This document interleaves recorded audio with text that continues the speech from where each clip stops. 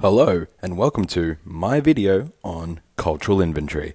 In this video, I will be discussing myself as both a product and agent of globalization through my experience with music, both being a musician and a general listener of music. I decided for this video that I will touch on a positive and negative aspect of myself as both a product and agent of globalization, a product of cultural hybridity, and an agent of commodification. I decided to do this to create a more introspective and honest inventory of who I am and how I participate in the process of globalization. First, a brief history of my own experience with music. Like many people in Australia, I was exposed to music from a young age, whether it was my parents playing their taste in music, the radio playing the popular charting songs, or even the Wiggles on TV. I was always exposed to a plethora of sources of music.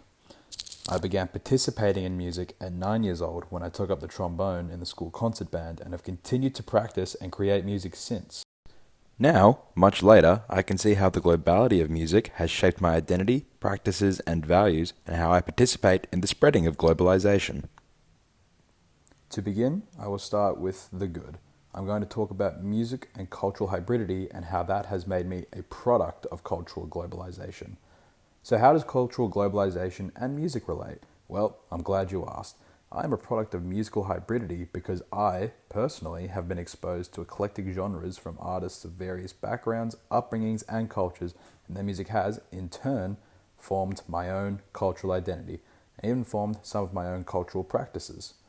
According to Grain, in a book published in 2010, it states that cultural hybridization is a globalizing process in which new cultures emerge when different cultures come in contact with each other.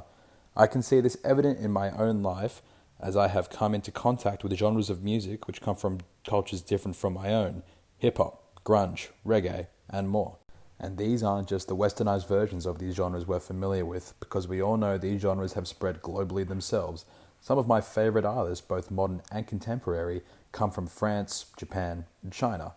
This exposure to differing artists has affected me as a person and how I act as an individual, which might seem strange for a white person coming from a decent socio-economic background, but in a paper by Lipsitz published in 1994, it states that post-colonial culture exposes the impossibility of any national identity, incorporating into a unified totality the diverse and diffuse elements that make up a nation. Simply put, cultural hybridity is inevitable.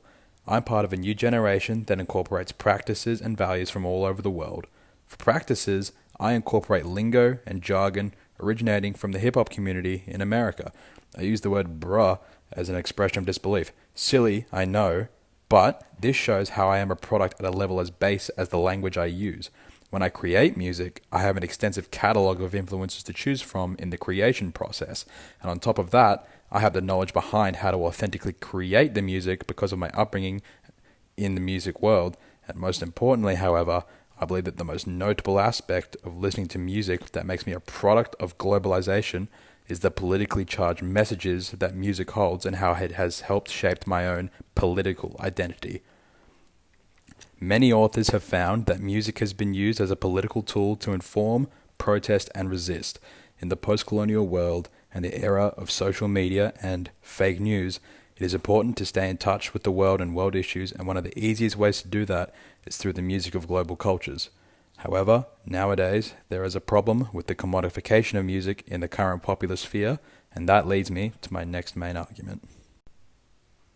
I am an agent of globalization when it comes to the commodification and commercialization of culture.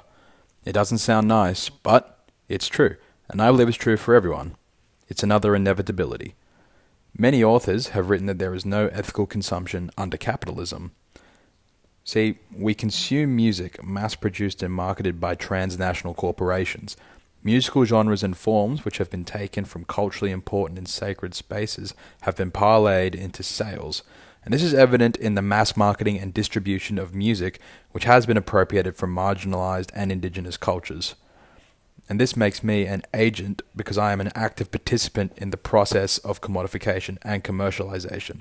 Whenever I am consuming music produced by a transnational corporation on a platform owned by a transnational corporation. One of the big issues in music is appropriation. Famously, Meghan Trainor faced backlash in recent years for her mimicking of a black American woman's voice for her singing career.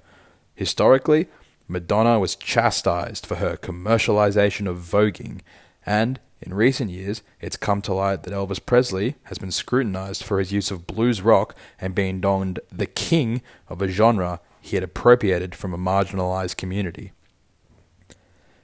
These are just a few famous cases of a much larger ongoing process of appropriation and commercialization.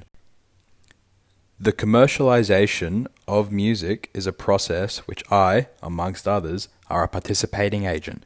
This is a process that the ones being appropriated, especially those in indigenous communities, don't want to happen. In a study conducted in 2011, Foster found that indigenous groups did not react well to the appropriation and commercialization of their culture. This was because it hurt their right to autonomy and self-determination. The music held a sacred and revered place within indigenous communities. Music is a part of intangible cultural heritage that plays a certain part in these communities' lives. It is both sacred and ritualistic. So, when an artist samples music in their song that comes from a group that they don't belong to, and they don't give that group or the music itself the measure of respect and reverence it deserves, and then we, as people, consume that music, it becomes a problematic cycle of commercialization and commodification within this capitalist system. There is hope, however. A 2013 lecture by Violet Ford indicates how there are potential protection mechanisms that can be put in place to prevent the further commodification of culture in the future, meaning that I and others can make the transition from an agent of commodification to being an agent of cultural protection and activism. Music has been a part of my life since as long as I can remember, and it hasn't been until I entered the Cultures of Globalization class that I have been able to understand in depth how I was both a product and agent of globalization. I have come to understand the complexities of all the practices and behaviors I have so passively passed by.